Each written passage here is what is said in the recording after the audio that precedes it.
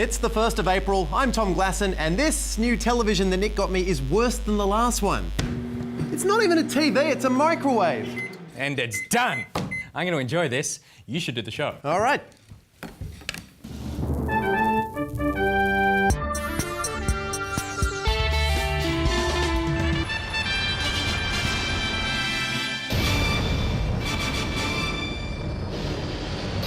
Tonight on The Roast, Joe Hockey warns us about the upcoming heavy budget, and Japan is banned from its favourite pastime, whaling. But first, Mark Humphries has the headlines.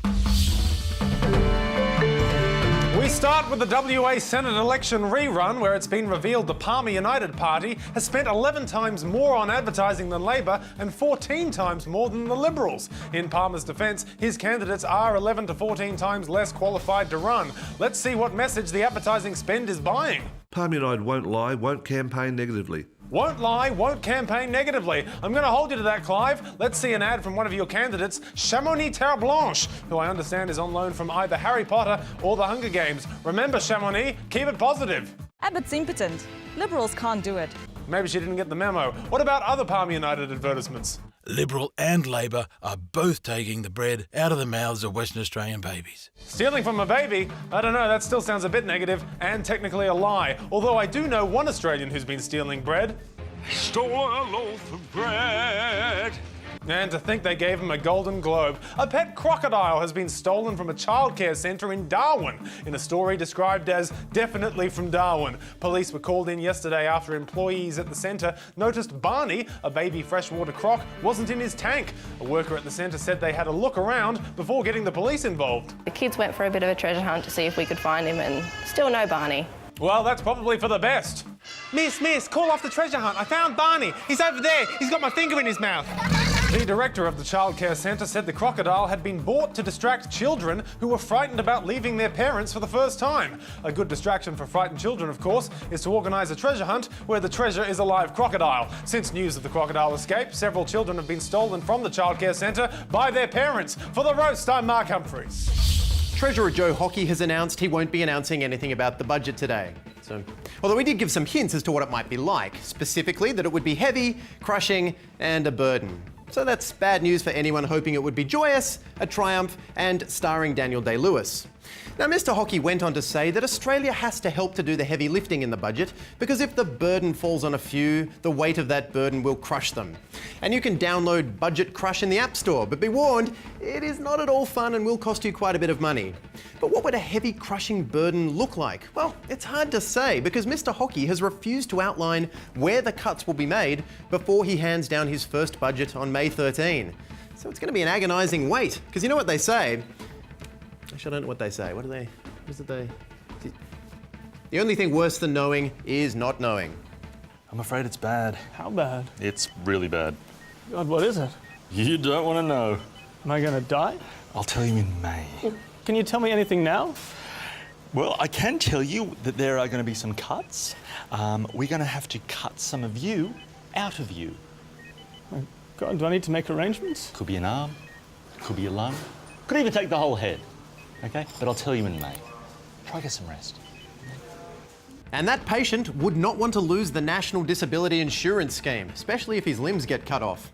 But finding money for big government programs like that is complicated, and as Mr. Hockey explained, everyone is going to have to make a contribution. Big business, small business, all people from all demographics across the community, and welfare payments will not be spared. Yeah, see, everyone gets to play. It's like The Price is Right, and Joe Hockey is saying, people on welfare, come on down!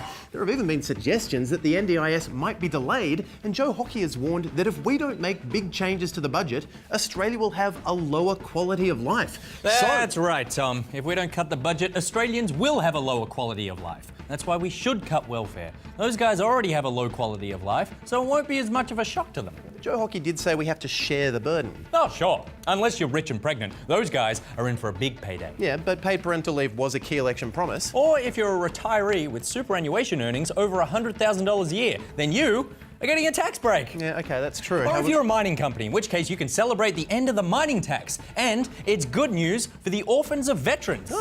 Oh no, that's bad news for the orphans of veterans. Your payments are being taken away because they're funded by the mining tax. Sorry, Ned Stark's kids. Winter may be coming, but money ain't. Okay, well, tough budgets are always controversial. But welfare recipients, you will share this burden. Okay, thank you, Nick. So how is the government going to sell this message to the public? Everyone will have to help to do the heavy lifting to get the Australian economy back to surplus. This is a burden we all have to share. Equally. All of us. Why are you only looking at me? We're not. No reason. Share the burden. Only fair, equal share. Canberra. Jeez, I hope they set some money aside in the budget for better ads. And you see, the problem with governments coming and going every 3 to 6 years is that by the time the party in power has the budget where they want it, their turn's up and the other party comes in and changes everything. Hey, thanks so much for house sitting. Do you have any problems with the renovations? Oh, no, not at all. No, the renovators were perfect. Although I did have to change just a couple of your plans. Oh, that's great. Sorry. Changes? Yeah, just a couple of changes. Yeah. Take a look. Oh my God! You extended the toilet? What about the deck extension like I asked for? Oh, just like a really long toilet. Anyway, enjoy. Hey, what happened to the long toilet? Why is the deck bigger? Oh, it had to go. There was a long toilet in my small kitchen. Yeah. Now, are you okay to look after the place for a while? Sure. Great. It's going to take a lot of work to rip down that massive deck extension to make room for my long toilet. Looks like it's our burden to share so that we can put this country back together. And then the next government can get elected and tear it all apart again. And speaking of tearing it apart, I'm thinking my apartment needs a long toilet. Excuse me 1 second while I call my long plumber. Hey, Long John. While Tom speaks to his long plumber, why not jump on Twitter and tell us about the longest toilet you've ever used? Ever sat on a long toilet? Was it really long? We'd love to hear about it. Let us know at The Roast TV or hashtag RoastTV. The International Court of Justice has ruled that Japan's JARPA-2 whaling program in the Antarctic is not for scientific purposes and has forbidden future whaling permits. In a response, a spokeswhale said, "Please God, let this not be an April Fool's prank." Now, the court's ruling was decided 12 votes to 4, with the 4 countries against being jerks. Japan's whaling had been carried out under the International Convention for the Regulation of Whaling, which was formalised in 1946. Something that may have been the world's way of saying, hey, Japan, if you stop killing us, we will let you kill literally anything else you want.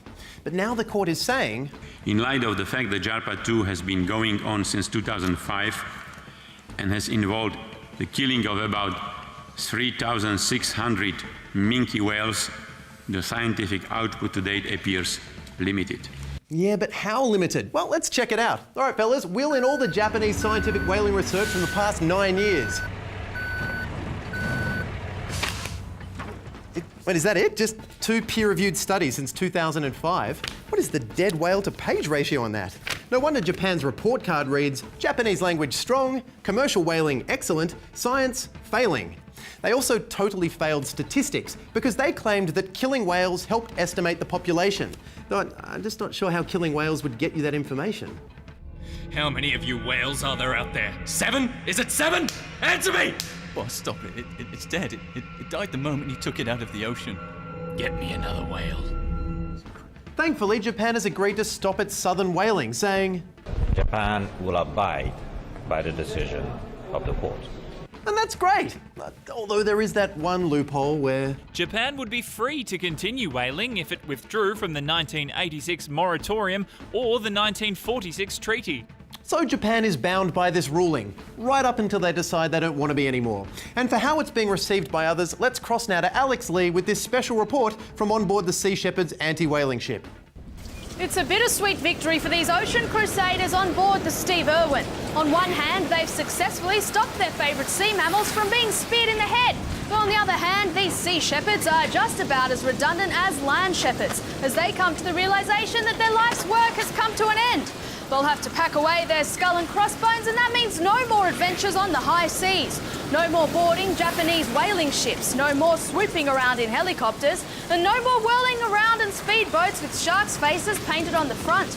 Now, one crew member told me he'd been practicing some cool new sabotage moves, but they won't help him when he's back home stacking shelves at the health food store.